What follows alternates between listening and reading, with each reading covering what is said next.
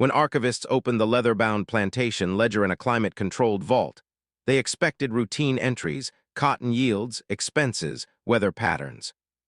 What they found instead was a column of dates spanning 18 years, each marked with a single initial S, and beside it descriptions that grew increasingly desperate.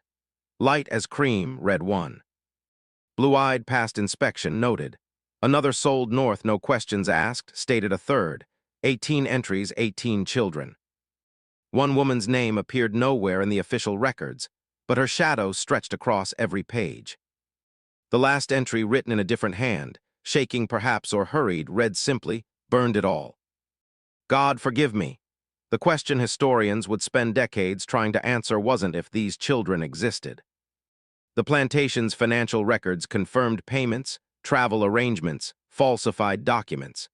The question was, why did someone try so desperately to erase her from history? And why did they ultimately fail?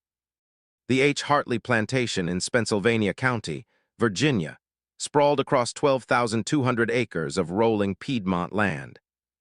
Bisected by a sluggish creek that flooded every spring and dried to a trickle by August. The property had been in the Hartley family since 1768, when Robert's great-grandfather purchased it with money earned through shipping contracts during the colonial period. 3 generations had worked this land, each expanding operations, adding buildings, acquiring more workers to tend the tobacco fields that represented the family's primary income. By 1830, the plantation operated as a small village unto itself. The main house stood at the property's highest point, a 3-story Georgian structure with white columns and 12 rooms, surrounded by formal gardens that required constant maintenance. Behind it, the kitchen building stood separate to reduce fire risk, connected to the main house by a covered walkway. Further back were the smokehouse, the dairy, the laundry building, the weaving house, and the carpentry shop. Beyond these structures stretched 2 long rows of cabins, 20 in total, that housed the plantation's enslaved workforce. 214 people lived and worked on Hartley in 1830. Of these, 12 were white. The Hartley family, the overseer and his wife, a tutor for the Hartley children, and several hired craftsmen who lived in quarters near the workshops. The remaining 202 were enslaved, ranging from infants to elderly individuals in their 70s, all categorized in the plantation ledgers by age, gender, skill, and assigned value. The system functioned with mechanical precision. Dawn bells rang at 4:30 during planting and harvest seasons, 5:30 otherwise. Field gangs assembled by 5:15, tools distributed, work assignments given. The day's labor continued until dusk with a brief midday break for the noon meal.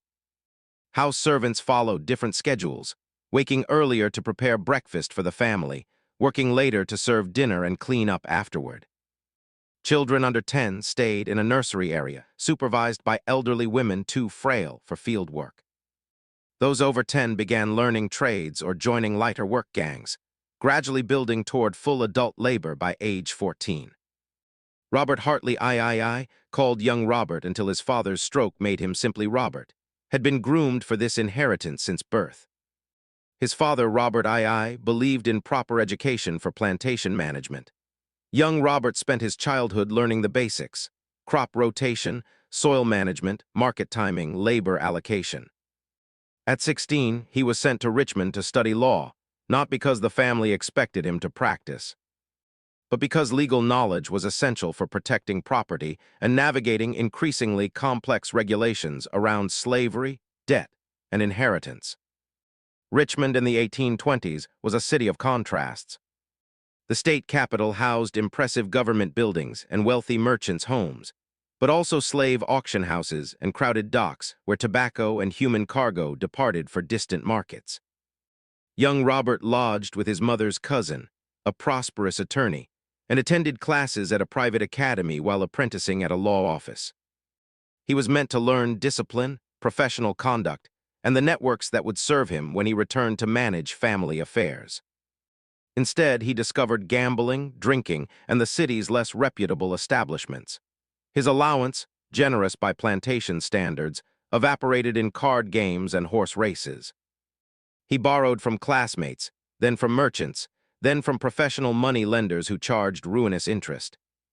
By his third year in Richmond, at age 21, he owed over $2,000 to various creditors, a sum that would take his father years to repay, even if tobacco prices remained strong. Robert II knew nothing of this.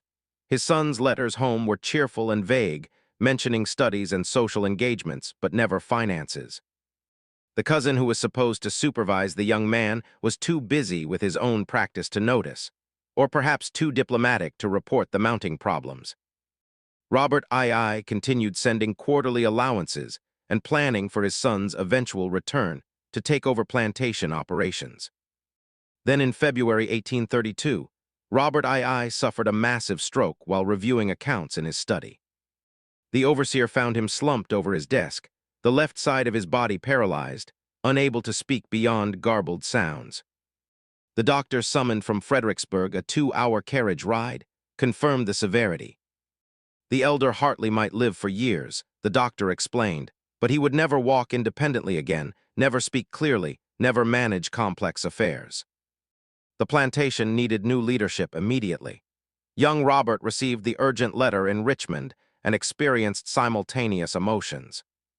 Grief for his father's condition and relief that the crisis would force his creditors to wait. A son returning home to manage family affairs during emergency couldn't be done for debts, not immediately.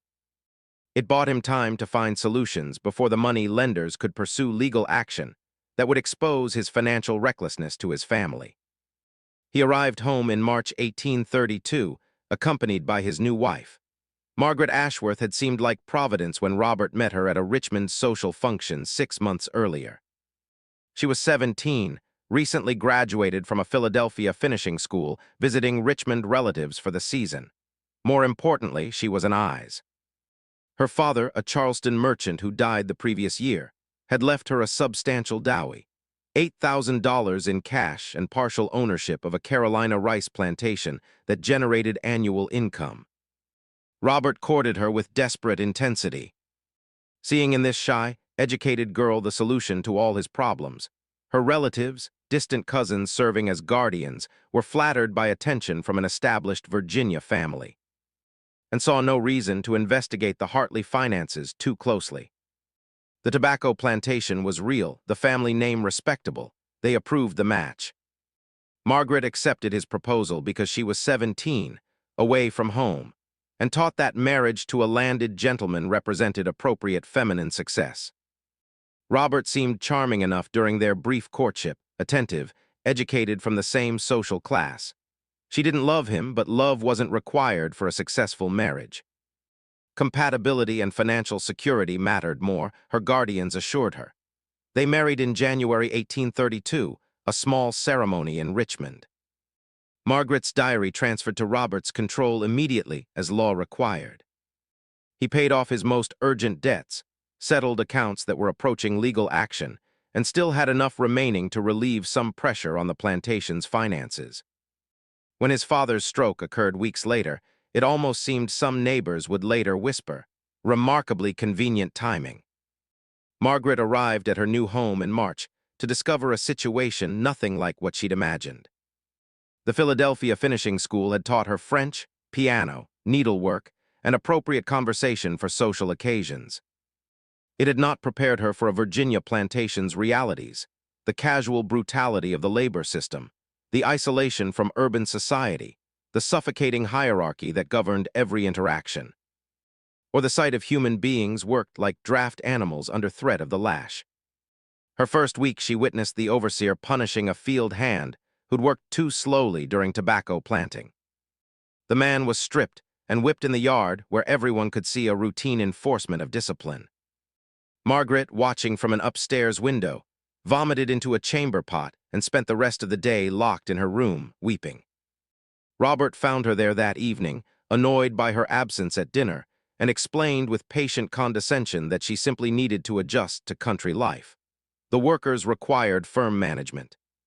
He told her she'd understand once she settled in. She didn't understand, but she learned to look away. Her education had prepared her for this, too. How to maintain appropriate appearances, how to ignore unpleasant realities, how to focus on the narrow sphere of household management and social obligations, while leaving the broader world to men's control. The household staff consisted of 12 people who worked exclusively in and around the main house. A cook, 2 kitchen assistants, a butler, 3 maids, 2 laundry women, a lady's maid for Margaret, a manservant for Robert, and a boy who tended fires and carried messages. Additional workers came from the fields as needed for heavy cleaning or repairs, but these 12 formed the core domestic staff, sleeping in quarters attached to the kitchen building and the laundry house. Among them was a young woman Margaret's age, 18 when Margaret arrived. The plantation ledgers from that period recorded her only by category and assigned value. House servant, female, age 18, mulatto, value $600, purchased 1828 from estate sale, Maryland, origin. Her skills included cleaning, cooking, needlework, and basic literacy. The last unusual and technically illegal to teach, but valuable for household management, since she could read recipes and written instructions. In the careful social hierarchy of plantation life, she occupied a specific position, house servant rather than field worker, young and relatively attractive. Light-skinned enough to work in the main house, where masters preferred servants who didn't remind them too overtly of slavery's racial foundations. These factors made her simultaneously more valued and more vulnerable than many others on the plantation. Margaret's lady's maid, an older woman named Patience, brought from Charleston as part of Margaret's dowry, noticed this immediately. Patience had worked in wealthy households her entire life and understood the patterns. Within a week of arrival, she'd quietly advised Margaret to keep the younger servants busy with tasks that kept them visible and occupied, never isolated, where Robert might encounter them alone. Margaret, naive about such matters, didn't fully understand the warning, but followed the advice because Patience had been her mother's servant and knew more about household management than Margaret did. For 2 years, the plantation operated smoothly. Robert managed the business side, negotiating tobacco sales, maintaining credit relationships with Richmond merchants, overseeing the overseer who supervised daily field operations. Margaret ran the household, planned meals, managed the domestic servants, handled the social obligations that plantation ownership required. They attended Sunday services at the local Episcopal church, hosted occasional dinners for neighboring planters, maintained the appearances of a successful young couple. They weren't happy exactly. Robert found Margaret boring. She had no conversation beyond domestic trivia and remained squeamish about plantation realities. Margaret found Robert coarse and increasingly distant, spending long evenings in his study, drinking whiskey and reviewing accounts. But happiness wasn't the goal. Functionality was what mattered, and the marriage functioned adequately until the spring of 1834, when everything began to unravel. Margaret missed her monthly courses in March. By April, she was certain she was pregnant. The realization brought conflicting emotions. She'd been taught that bearing children represented a woman's primary duty, and that motherhood would bring fulfillment. She'd also watched her own mother die from complications of her 6th pregnancy, a memory that haunted her dreams. The doctor, Dr. Hammond, who traveled a circuit among the county's plantations, confirmed the pregnancy during his monthly visit in early May. He prescribed the standard recommendations: moderate exercise, avoidance of excitement, bland foods to counter morning sickness, and complete abstinence from marital relations. After the 5th month, Margaret followed his instructions obsessively, terrified of miscarriage or complications. Robert received the news with satisfaction. An heir would secure his social position, provide collateral for future loans, and fulfill family expectations that had weighed on him since his father's stroke. He announced the pregnancy to neighboring planters and began planning nursery renovations. The upper floor's southwest corner room, largest and brightest, would be converted to a nursery suite with an adjoining room for a wet nurse and nursemaid. The household reorganized around Margaret's pregnancy. Her workload was reduced to almost nothing. Patience and 2 other maids attended her constantly, bringing meals to her room when morning sickness made her unable to face the dining room, helping her with the increasingly complex dressing procedures required by maternity fashion, reading to her during the long afternoon hours when she was forbidden from exertion. May passed peacefully. Margaret's morning sickness eased slightly, and she felt well enough to take short walks in the garden. June arrived hot and humid, as Virginia summers always were, and she retreated to her darkened bedroom, where servants fanned her and brought cool drinks. Doctor Hammond visited Midjune and pronounced everything progressing normally. The baby was due in late December, a Christmas blessing, 3 days after Doctor for Hammond's visit. Margaret woke at midnight with agonizing cramps. The bed was soaked with blood. She screamed for patients who came running, took one look, and sent the manservant sprinting for the doctor. By the time Dr. Hammond arrived 2 hours later, Margaret was hemorrhaging dangerously, barely conscious from blood loss and shock. He worked through the night, doing what little medical science of the 1830s could do. Got preparations to encourage the uterus to contract, pressure to slow bleeding, prayer that her body would recover. The miscarriage completed itself by dawn. The barely formed fetus expelled along with dangerous amounts of blood. Margaret survived, but Dr. Hammond's prognosis was grim. He explained to Robert Margaret was too sedated with laudanum to understand that the miscarriage had caused severe internal damage. Scarring and tearing meant future pregnancies were unlikely, and if conception did occur, carrying to term was improbable. Attempting pregnancy again could kill her. He recommended they consider themselves fortunate she'd survived and accept childlessness as God's will. Robert listened to this explanation in his study. Doctor Hammond's voice sympathetic but clinical, and felt his world contract. No heir meant no security. His father, still alive but utterly incapacitated, would die eventually, and Robert would inherit everything. But without sons to pass property to, his position was precarious. Creditors knew childless men were poor risks for long-term loans. Business partners questioned whether someone without heirs would maintain property properly, or might simply liquidate assets for immediate pleasure. Worse, the plantation's finances were deteriorating. Tobacco prices had dropped steadily for 3 years. The previous season's harvest had barely covered operating costs. Robert needed capital for improvements, new equipment, drainage projects, possibly transitioning some acreage to different crops. Banks might loan to a man with an heir and stable family prospects. They wouldn't loan to a childless planter with a sickly wife and declining revenues. He sat in his study that night after Dr. Hammond departed, reviewing ledgers by lamplight, drinking his way through a bottle of his father's best whiskey. The numbers didn't improve with alcohol, but the desperation became more manageable, transforming from panic into cold calculation. There had to be a solution. There was always a solution if you were willing to cross certain boundaries.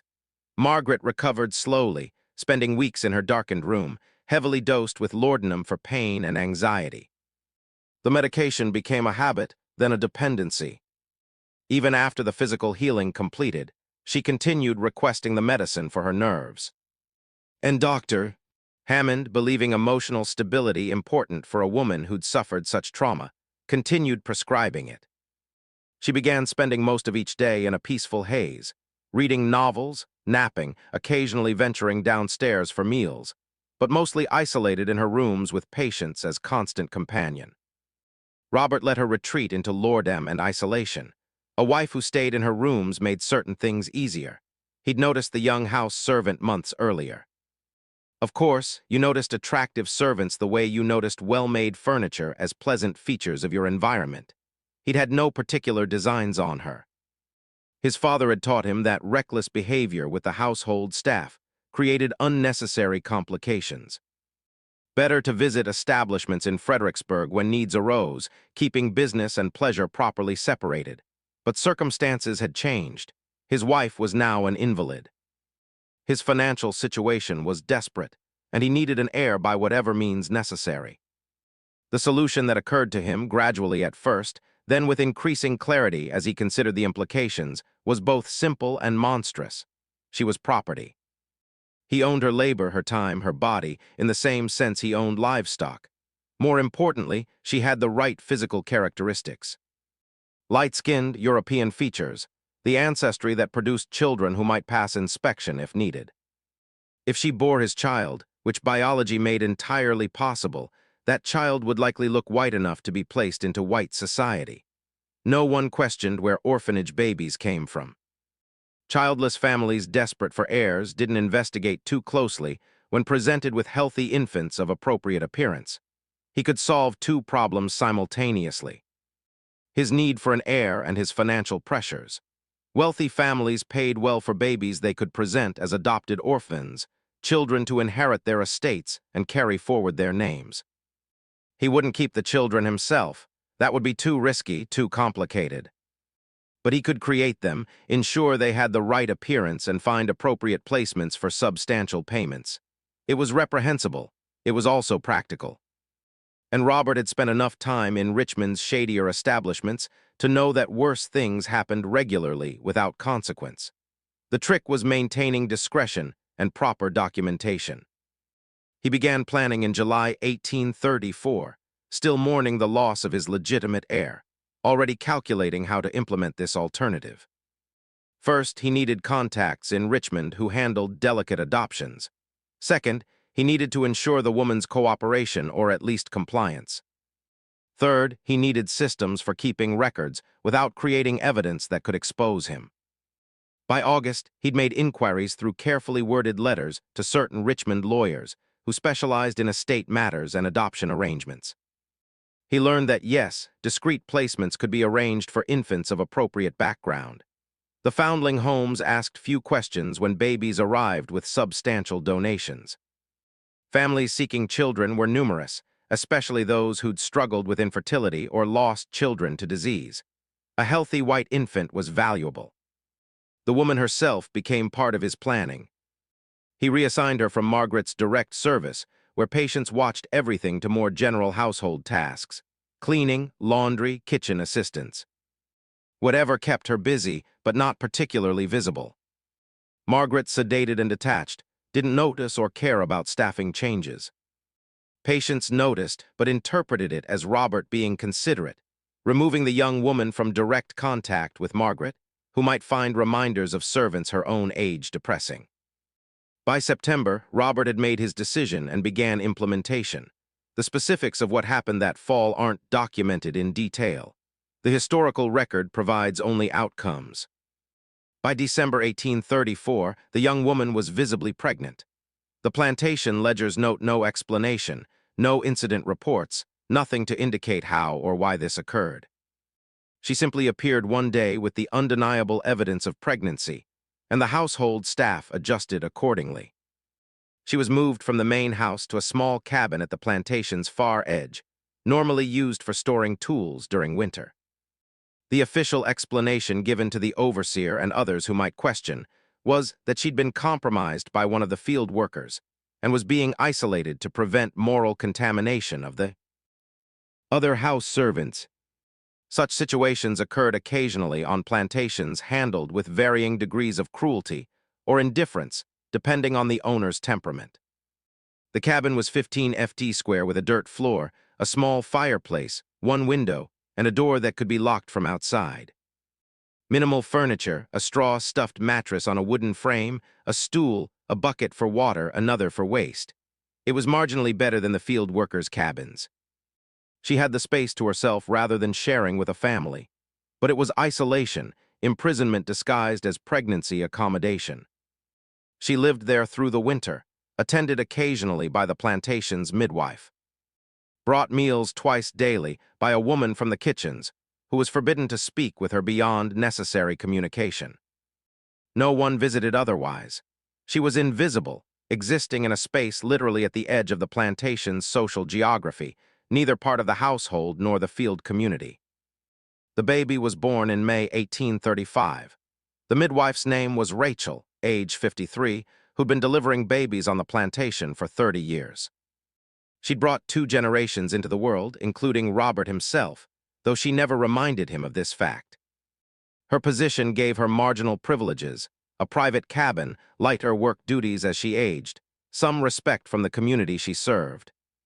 She used these privileges carefully, never overstepping, always aware that even her specialized skills didn't make her truly safe. When Robert summoned her to the isolated cabin in early May 1835, she knew immediately this wasn't an ordinary birth. The setup, the location, the secrecy, none of it followed normal patterns. She'd attended hundreds of births across all the various complications of plantation life, legitimate marriages, casual encounters, coerced situations. Everything that happened when power was absolute and people were property. But this felt different. The labor lasted 14 hours. Not unusual for a first child, though the mother's young age and evident terror made everything harder. She barely spoke, answering Rachel's questions with single words or nods. Her eyes fixed on the cabin's ceiling as if looking at Rachel would make everything more real. Rachel had seen this before, too.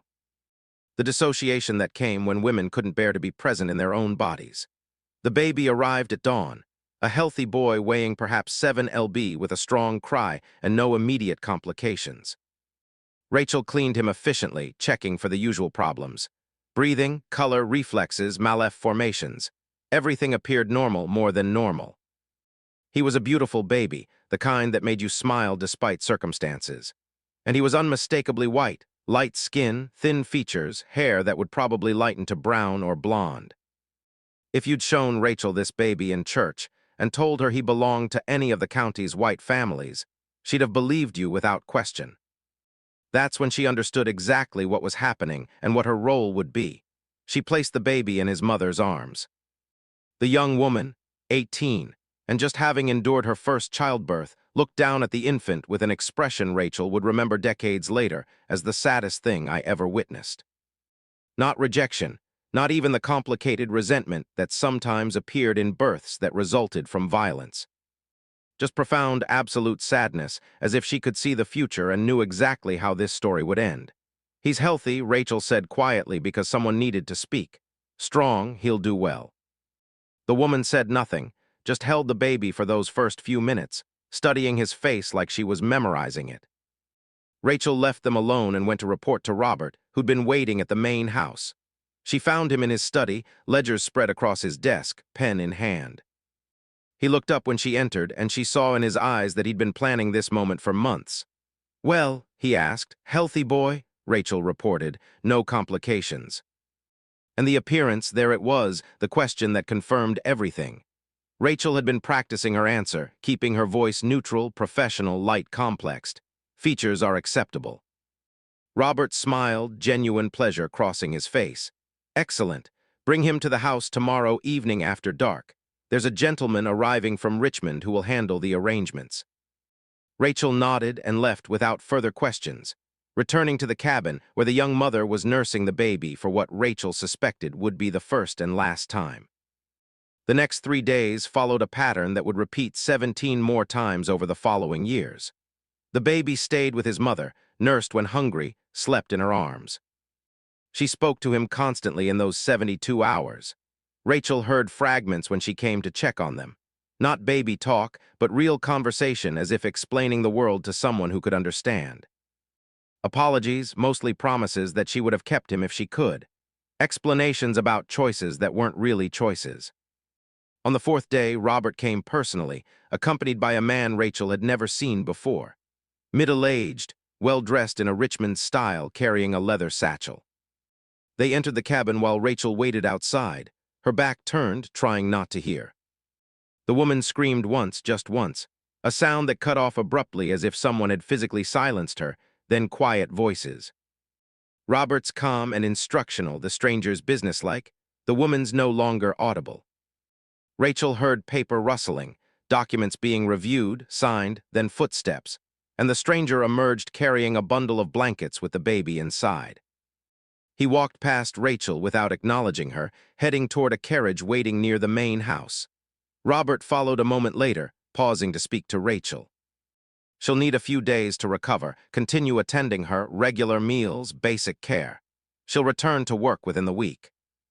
Then he too left, and Rachel stood alone outside the cabin listening to the absolute silence from within. She waited 10 minutes before entering. The young woman sat on the mattress staring at her empty arms, tears streaming silently down her face. No sound, no sobbing, just tears and that terrible silence. Rachel sat beside her and did the only thing she could. She waited, present but not intrusive, until the tears eventually stopped, and the woman lay down, curling into herself, still silent. Rachel stayed until dark, then returned to her own cabin, where she lit a candle and began writing in the diary she'd kept secretly for years, hidden under a floorboard. And written in the careful hand she'd taught herself late in life. The entry for May 6, 1835 was brief. Delivered a boy healthy. They took him. God witnessed what I've seen. The woman returned to work within a week, reassigned to the laundry house where heavy physical labor would rebuild her strength. She moved mechanically through tasks, speaking only when necessary, eating little, sleeping poorly based on the reports Rachel heard from others. The household staff knew, of course. You couldn't hide pregnancy and sudden childlessness from people who lived in close quarters, but no one spoke about it directly. Such conversations were dangerous. Margaret, sedated in her upstairs rooms, knew nothing, or if she suspected, the L-Dinum made it easy not to think about uncomfortable possibilities. The baby appeared in the Richmond Foundling Homes records that same week. Male infant, approximately 4 days old, healthy, left with substantial donation from anonymous benefactor. The home's director, a practical woman who managed on perpetually inadequate funding, asked no questions about the baby's origins. Anonymous donations were common enough, and this one came with $50, $6 months of operating costs for the home. The baby stayed at the Foundling home exactly 3 weeks.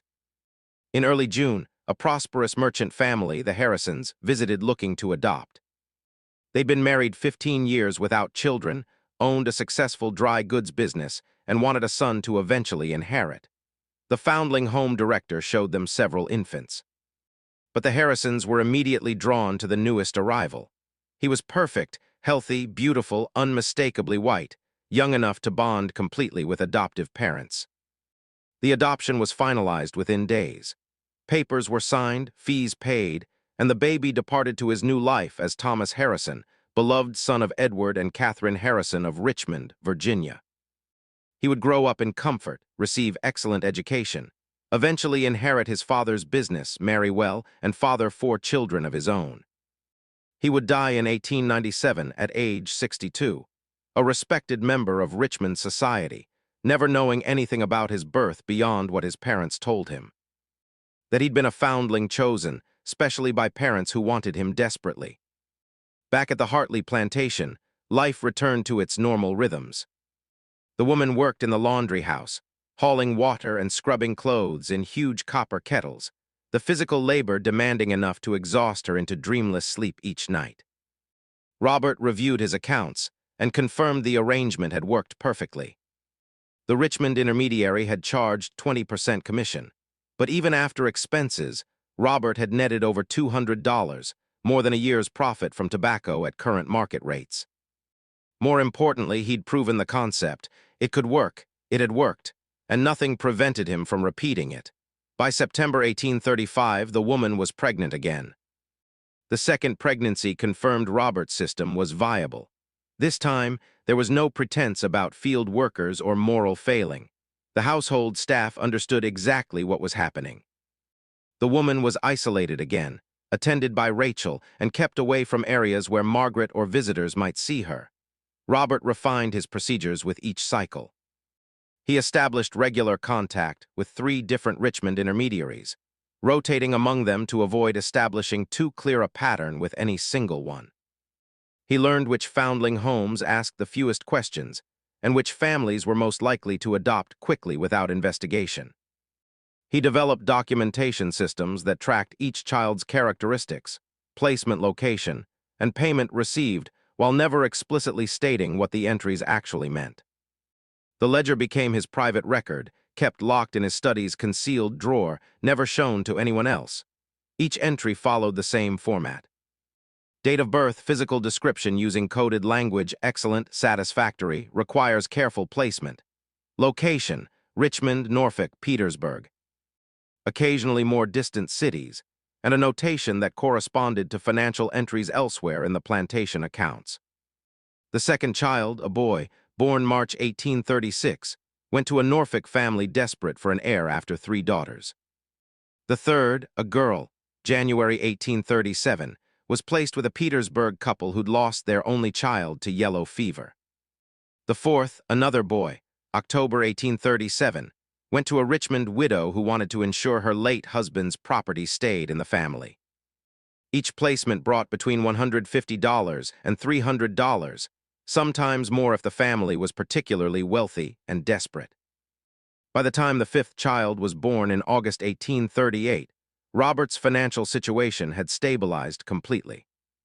The payments from child placements generated more reliable income than tobacco, required no overhead beyond what he was already spending on the woman's maintenance, and operated entirely off the books where creditors and tax collectors couldn't touch it. He paid down debts, made deferred repairs on the plantation, upgraded equipment, and even began hosting the social functions that his position demanded. Neighbors saw a successful young planter who'd weathered difficult years through prudent management. No one suspected the source of his recovered prosperity. Margaret remained isolated in her lordom haze, increasingly disconnected from household operations. On her better days, she managed to come downstairs for dinner, participate minimally in church services, even host occasional afternoon teas for neighboring wives. But mostly she existed in her darkened bedroom, attended by patients who now understood far more than she wanted to about her employer's activities, but was trapped by her own enslaved status into silence. Patients struggled with terrible moral conflict during these years. Her Christian beliefs taught that slavery itself was ordained by God, that servants should obey masters, that hierarchy reflected divine order. But those same beliefs taught that children were sacred, that mothers deserved protection, that exploitation of the vulnerable was sin. She couldn't reconcile what she witnessed with what she believed, so she did what thousands of enslaved people did daily. She survived by fragmenting her conscience, finding ways to live with contradictions that might otherwise destroy her sanity. She was kind to the young woman on the rare occasions their paths crossed, offering small gestures, extra food, a sympathetic look. Once even a whispered, "God sees your suffering," that were all she dared risk. She prayed constantly, begging forgiveness for her complicity, asking God to intervene, knowing he wouldn't because he never did in situations like this. The plantation's other residents developed their own strategies for coping with the knowledge. Some convinced themselves it wasn't really happening, that the pregnancies had ordinary explanations. Others acknowledged it internally, but never spoke about it, understanding that discussing matters involving the master was dangerous. A few actively approved, seeing the woman as somehow fortunate that Robert had chosen her for this role rather than treating her worse, or finding ways to justify anything that kept the plantation economically stable, and all of them marginally safer. Human societies are expert at normalizing atrocity when resisting it carries unacceptable costs. Rachel, attending each birth, keeping her secret diary, struggled most of all. Her role made her directly complicit. She delivered these babies knowing they'd be taken away, cared for them in their brief hours with their mother, then watched them disappear forever. She couldn't refuse Robert's orders without risking her own safety and losing the marginal privileges that made her aging bearable. So, she continued, making the only moral choice available. She documented everything, writing detailed entries about each birth, each child's appearance, each mother's reaction, creating a historical record that might someday serve as testimony, even if it was currently powerless to stop what was happening. The sixth child arrived in June 1839, the seventh in March 1840, the eighth in January 1841. By now, the routine was mechanical. Isolation during pregnancy, attended birth, 3 days together, removal, recovery, return to work, repeat.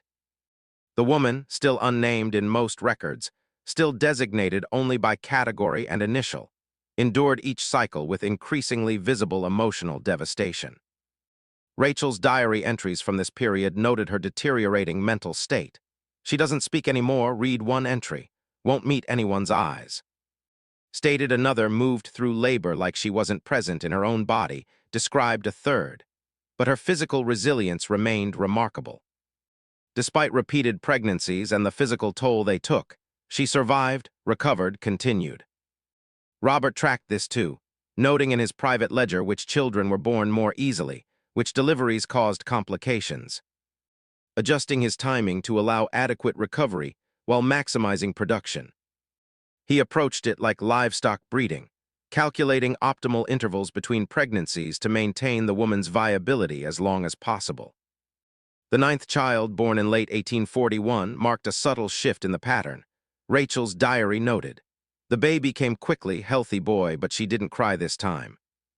Didn't speak to him either, just held him and stared like she'd already left her body." Something had broken in the woman, some capacity for emotional response that had sustained her through previous births. Robert noticed this too, though his concern was purely practical.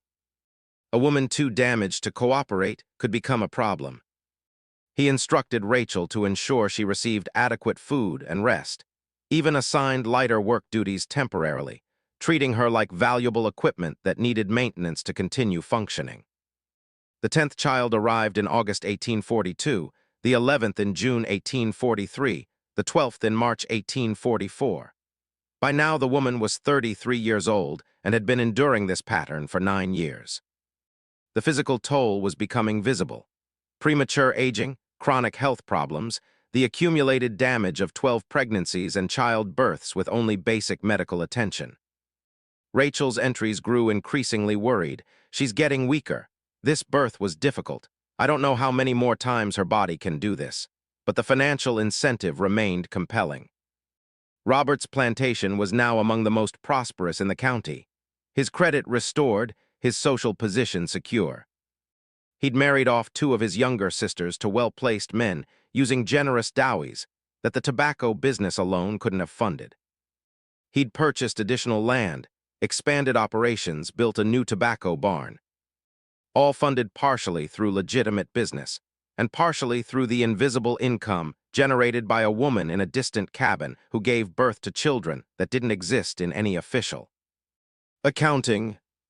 The 13th child, born in January 1845, finally represented a setback. The baby was a girl, but her skin tone was slightly darker than Robert preferred, and her features were less clearly European.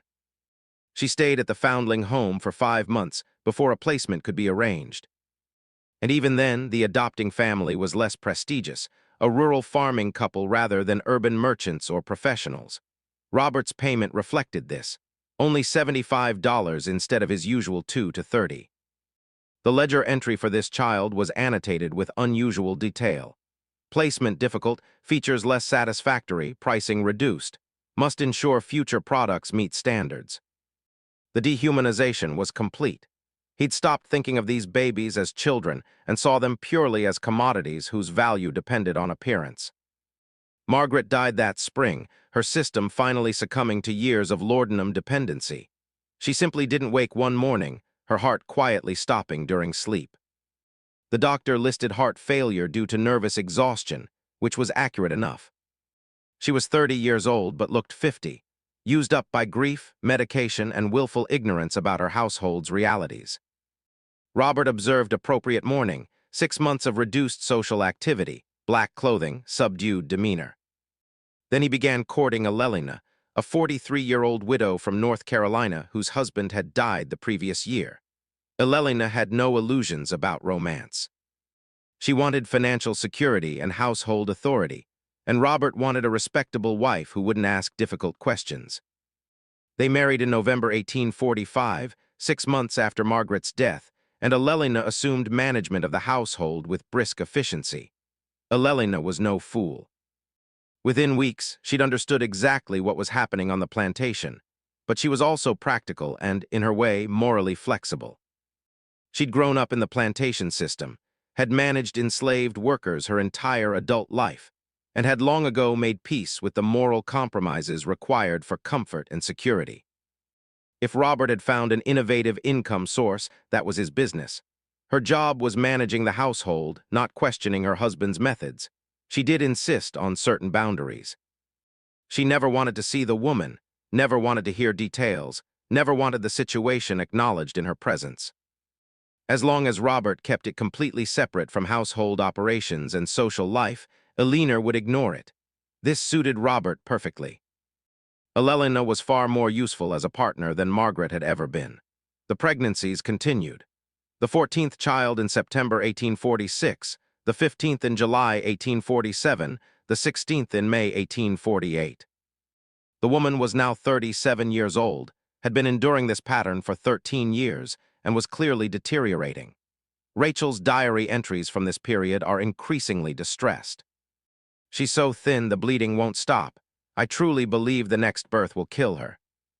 Yet she continued to survive, displaying the kind of profound resilience that speaks either to remarkable physical constitution or to the human body's terrible ability to endure unendurable circumstances, because death won't come.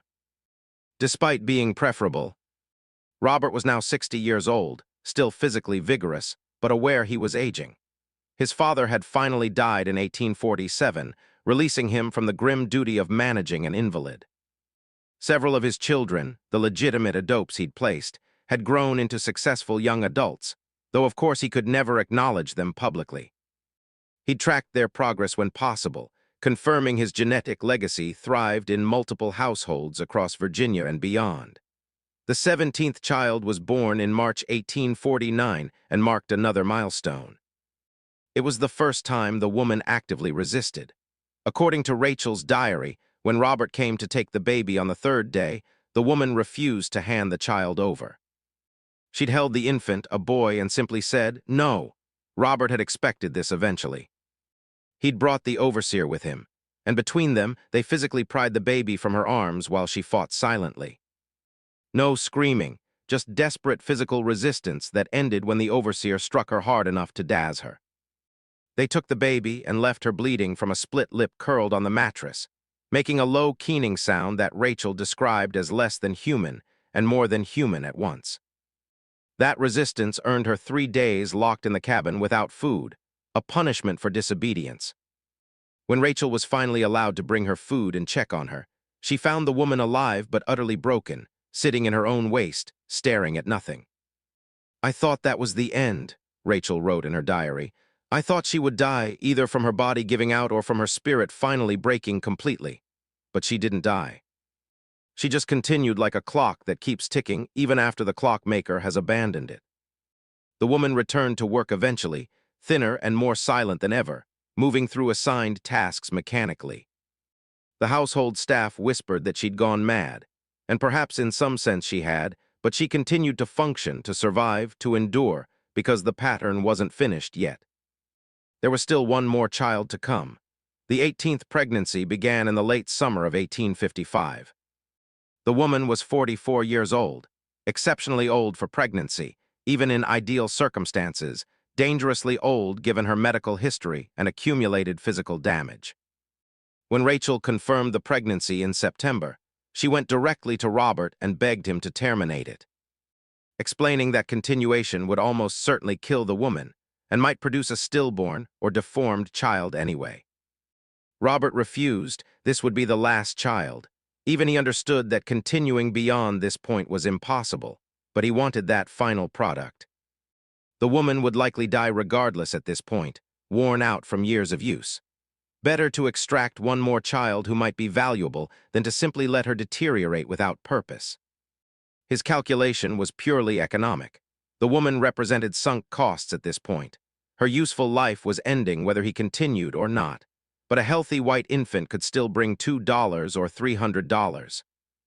From a business perspective, attempting one final pregnancy made sense, even if it killed her because she had minimal remaining value. Otherwise, the pregnancy progressed with terrible difficulty from the start. Severe morning sickness that lasted throughout not just the first months, dangerous swelling in her extremities, chronic pain that left her unable to work for weeks at a time. Rachel's diary entries became increasingly desperate, describing a woman whose body was actively failing. She can't keep food down. The swelling is so severe her skin is cracking. She has fever that won't break. In March 1856, 3 months before the baby's due date, Rachel went to Robert again, this time bringing Elelina with her. Together, they argued that the situation was medically dangerous, that continuing risked not just the woman's life, but potentially a stillborn child. And that common sense dictated terminating the pregnancy. Elelina, practical as always, framed it in financial terms. A dead mother and dead baby represented total loss, while terminating now at least preserved. Well, she trailed off because there really wasn't anything to preserve at this point. Robert heard them out, then refused again. They were too close to completion.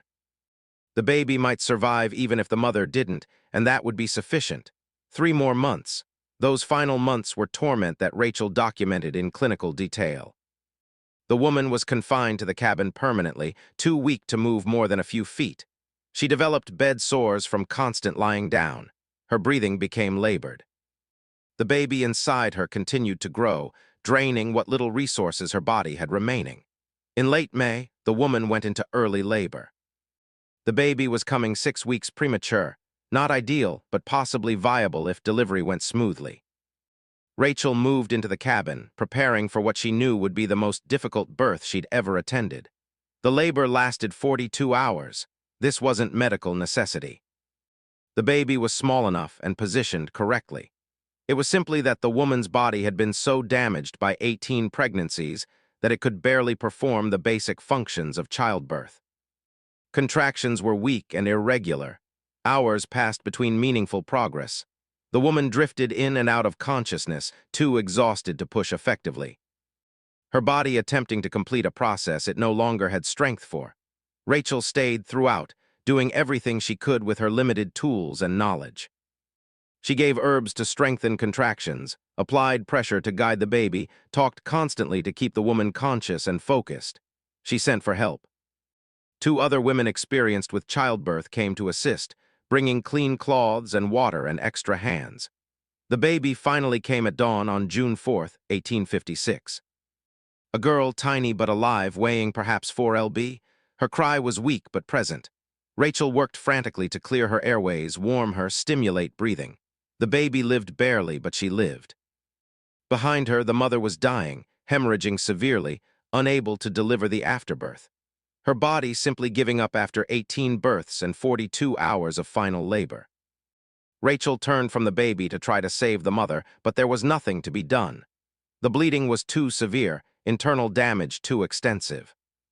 The woman died within 20 minutes of her daughter's birth, never having held the baby, never having spoken a final word. Simply bleeding out on a straw mattress in a cabin at the edge of a plantation in Virginia. Rachel held the tiny baby and looked at the dead mother and experienced something like despair. 18 children, 18 births attended, 18 babies taken away. And now this, the mother dead. An infant so premature she might not survive the week. And for what? Money. The whole monstrous arrangement had been for money. She wrapped the baby carefully and carried her to the main house where she found Robert already awake and waiting for news. She reported clinically. The mother was dead. The baby was alive but very premature and fragile. Survival was uncertain. Robert looked at the tiny infant, studying her features with the practiced eye of someone who'd evaluated 17 previous children, and what he saw gave him pause. This baby looked exactly like him. Not just the general European features he'd been producing. This child had his specific face stamped in miniature, the distinctive Hartley nose, the particular shape of the eyes, the chin's exact contour. Anyone who knew him and saw this child would recognize the resemblance immediately. For the first time, Robert's cold calculation faltered. This wasn't a safely anonymous product he could place with distant strangers. This was unmistakably his daughter, and keeping her or placing her would both carry dangerous implications. What if she ended up in Richmond, where his associates might see her? What if she was shown to families who knew the Hartley name and recognized the resemblance? What if years later questions arose? He sent Rachel away with instructions to care for the baby and tell him if she survived the next few days. Then he sat in his study, staring at the ledger that documented 18 years of systematic exploitation, and finally recognized he'd gone too far. The baby lived for 3 days, nursed by Rachel with milk from the plantation's one nursing mother who'd recently given birth. The tiny girl took milk weekly, slept most of the time, and on the evening of June 7th simply stopped breathing. Infant mortality was common enough that her death surprised no one. Robert had the baby buried without ceremony in the plantation's designated area next to her mother, who'd been interred days earlier. No markers identified either grave. They simply disappeared into the earth, anonymous even in death. For the first time in 18 years, Robert felt something like guilt, not for the exploitation itself. He'd made peace with that years ago, but for the dangerous exposure the final child represented. He'd been lucky she died. If she'd survived, if he'd been forced to either keep her or place her, knowing the resemblance could expose everything, the entire arrangement could have unraveled. The ledger sat in his study, documenting his crimes in neat handwriting. He should have destroyed it years ago, but he'd kept it as private record of his accomplishment, proof of his cleverness in finding an invisible income source. Now it represented evidence, a detailed confession written in his own hand. In September 1856, Robert attempted to destroy the evidence. He burned documents from the cabin where the woman had lived, destroyed correspondence with Richmond intermediaries, found and burned contracts and payments records that might connect him to the child placements. He worked through the night, feeding his fireplace, watching paper curl and blacken, trying to erase history. But he kept the ledger. Perhaps from vanity, perhaps from inability to let go of documentation of his ingenuity, perhaps simply because destroying it felt like admitting wrongdoing rather than just covering tracks. He hid it more carefully, built a concealed compartment in his study's wall, and told himself it was safe enough. The plantation should have returned to normal operations. The woman was dead. The arrangement was over. Robert could focus on standard plantation business in his remaining years. Instead, everything began to fall apart. The fires started in November 1856, 5 months after the woman's death. The first destroyed a tobacco barn containing that season's harvest. Hundreds of pounds of cured tobacco ready for market gone, in an inferno that lit up the night sky. The next morning, investigating the ruins, the overseer found no obvious cause, no lightning strike, no discarded pipe, no evidence of accidental ignition, just a thorough, efficient fire that consumed everything. Robert absorbed the financial loss. He had reserves by this point and increased security. The overseer posted watchers, instituted evening patrols, tried to establish who'd been where when the fire started, but the plantation's geography made surveillance difficult. 200 acres, dozens of buildings, 200 residents. Someone determined to cause damage could find opportunities. The second fire came in December, taking out the stables. 3 horses died, including Robert's favorite riding horse. This fire was also inexplicable. It started after midnight, when the stable was locked and secured, spread too quickly to be accidental, and showed signs of deliberate ignition based on the burn patterns. January brought the third fire, this one damaging the main house's east wing. Only quick action by household staff prevented it from spreading to the entire structure, and even so, 2 bedrooms were destroyed, and smoke damage affected much of the upper floor. Elelina, who'd been sleeping in the west wing, was shaken enough to demand explanations Robert couldn't provide. The pattern was undeniable. Someone was systematically destroying plantation infrastructure. The question was who and why. Robert interrogated servants, field workers, everyone he could identify who might have grievance or opportunity. The overseer used violence trying to extract confessions. No one admitted anything. The fires continued, supplemented now by other sabotages, tools breaking mysteriously, supplies spoiling, fences collapsing, livestock escaping or dying from unexplained causes. The plantation's operations deteriorated. Field work suffered as workers were pulled for security duty. Expenses mounted as Robert replaced damaged equipment and buildings. The overseer, frustrated and frightened, became increasingly brutal, which only made the remaining workers less cooperative. A cycle of violence and resistance developed that made the situation progressively worse. By March 1857, Robert's financial reserves were depleting. The tobacco business had been mediocre for years anyway, sustained only by the secret income from child placements. Now with that revenue ended, and sabotage destroying property faster than tobacco could fund repairs, he faced the prospect of actual bankruptcy. Elelina had a stroke in April, milder than what had afflicted Robert's father, but enough to leave her right side weakened and her role as household manager compromised. She needed constant care, which meant additional servants pulled from other duties, further disrupting operations. The plantation was collapsing, and Robert couldn't understand why. He'd treated his workers no worse than any other planter. Yes, he'd used one woman for his purposes, but that was hardly unusual. Such arrangements occurred on plantations throughout the South. Why was his workforce now in open, if undeclared, rebellion? What Robert didn't understand, what he couldn't understand from his position of absolute power, was that the woman in the distant cabin had been visible to her community in ways he'd never noticed. The other enslaved people had known her before her years of isolation. They'd watched 18 pregnancies. They'd known when babies disappeared. They'd understood exactly what was happening and had been powerless to stop it while she lived. But now she was dead, and the covenant that bound them to compliance. The desperate hope that cooperation might bring marginal safety had dissolved. Robert had demonstrated that cooperation meant nothing. Compliance guaranteed nothing.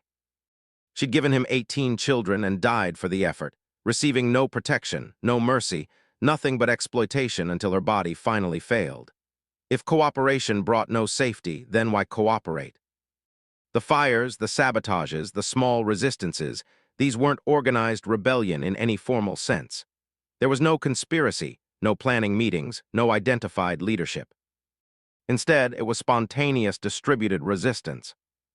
Individuals and small groups independently deciding they'd reached limits and beginning to push back in whatever ways they could without obvious exposure. A fire here, a broken tool there, livestock accidentally released, supplies carelessly allowed to spoil, none of it traceable to specific individuals. All of it adding up to systematic destruction of the plantation's operational capacity. Robert tried everything to restore order. He increased punishments, offered rewards for information, made speeches about shared interests and appropriate behavior. Nothing worked. The plantation's workforce had collectively, silently decided that his authority no longer held force. And there was nothing he could do to restore it without violence so extreme it would destroy the labor force he needed. In June 1857, Elelina died officially from complications of her stroke, though timing suggested possibly more sinister causes. Unexplained deaths occurred on plantations. Poisons were available to those who worked in kitchens and new plants. Proving cause of death was nearly impossible with 1850s medical knowledge. Elelina simply weakened over several days and died. And the doctor saw nothing definitively suspicious, even if he had private suspicions. Robert was alone now, 61 years old, managing a collapsing operation, increasingly paranoid and isolated. His father was dead, both wives were dead. He had no acknowledged children, and the plantation that represented 3 generations of family legacy was disintegrating around him. He spent more and more time in his study, drinking heavily, reviewing ledgers that documented his various failures and crimes. The secret ledger came out of its hiding place, and he spent long nights reading through 18 years of entries, 18 children's brief existence documented in businesslike notation. What had he accomplished? Financial security that was now evaporating, social position that meant nothing if the plantation failed. A genetic legacy scattered across Virginia in children who'd never know his name, and one woman dead at 44, used up completely, buried without a marker in ground he'd owned. Had it been worth it? The question haunted him in those long night hours. By any practical calculation, yes, he generated substantial income, weathered financial crisis, maintained his position. But something about the final child's death, or the woman's silent endurance through 18 births, or perhaps just the accumulation of consequences now destroying everything he'd built, made him question whether cleverness and success were the same thing. The final ledger entry was written in September 1857 during one of these drinking sessions. His handwriting, normally precise, shook across the page. Burned it all. God forgive me. He had tried to burn the evidence, though incompletely. He destroyed the cabin where everything had happened, watching it burn and feeling something like catharsis. He'd found and burned other documents, letters, records, but he kept the ledger, unable to destroy the final testimony to what he'd accomplished.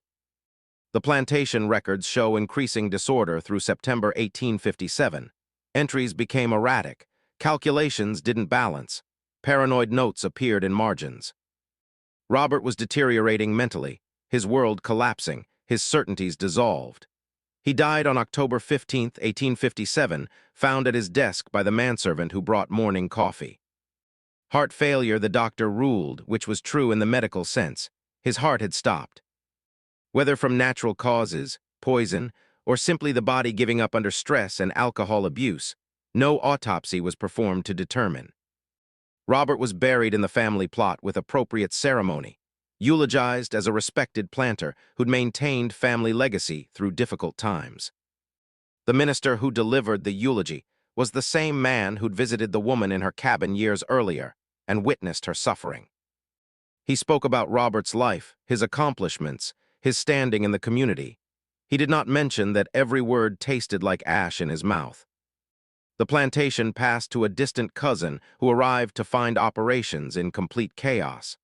60 of the 200 enslaved workers had already escaped, taking advantage of the disorder to flee north. Those remaining were openly hostile, refusing direct orders, doing minimal work, clearly waiting for opportunity to leave or for the plantation to fail completely. The cousin tried for 2 years to restore functionality, failed, and sold the property in 1859 to a consortium that broke it up. The various parcels were divided, some sold to neighboring planters, others to investors from Richmond. The enslaved people were sold separately or escaped before sales could be finalized. When the Civil War came in 1861, the former Hartley Plantation was barely recognizable as such.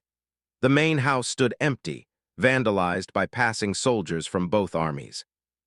The fields had gone, overtaken by weeds. The cabins where 200 people had lived were collapsing, roofs fallen in, walls rotting.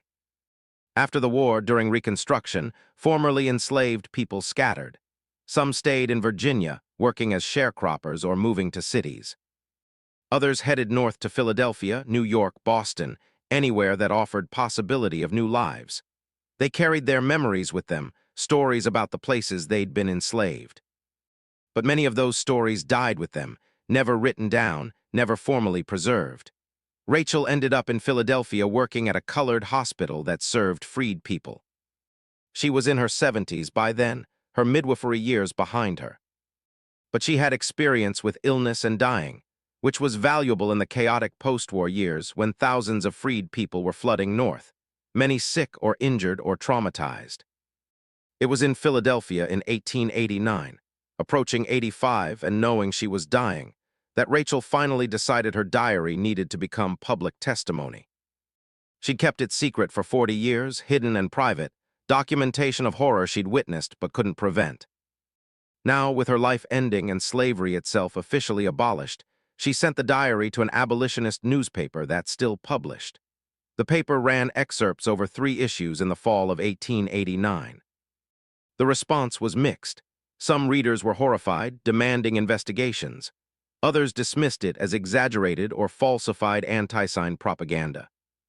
A few argued that even if true, it described practices that were now illegal and thus irrelevant to current conditions. The minister who'd known the Hartley Plantation also published his memoirs in the 1890s, including careful descriptions of what he'd witnessed there. He was vaguer than Rachel. He'd seen less and understood less, but his testimony corroborated key elements of her account. Academic historians began investigating in the early 1900s, cross-referencing Rachel's diary with plantation records, church documents, county records, foundling home logs. The pattern emerged gradually. 18 children, 1 woman, systematic exploitation over nearly 20 years. The Hartley Plantation ledger surfaced in 1931, discovered in an estate collection being processed by a university archive. The graduate student who found it recognized immediately that the coded entries corresponded to Rachel's descriptions. Combined documentation finally proved definitively what had happened. The dates matched, the numbers aligned.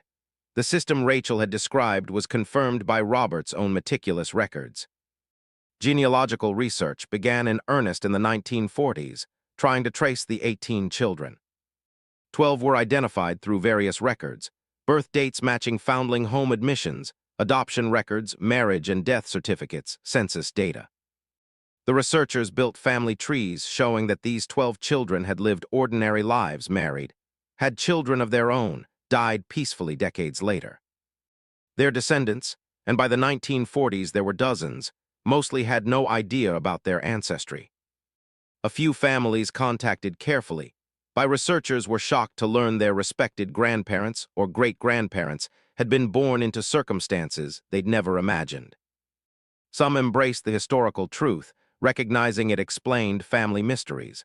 Others rejected it entirely, insisting researchers were mistaken or malicious. The 6 untraced children simply disappeared into history's vast anonymity. They may have died young, been poorly documented, or successfully hidden their origins so completely that no documentary trail survived. As for the woman herself, the one who'd endured everything, the one whose body had produced 18 children, the one who died at 44 in a cabin at Plantation's edge, her identification remained uncertain. Rachel's diary called her S, suggesting Sarah. Plantation ledgers used various designations, but never a full name. The 1850 census listed an unnamed woman of appropriate age and category. In the 1940s, researchers found one promising lead, a man in Detroit whose grandmother had escaped Virginia during the Civil War and told stories about a woman on the Hartley Plantation named Sarah, who carried her grief quiet and her rage quieter. But third-hand testimony across 80 years couldn't constitute proof, and no confirming documentation ever emerged.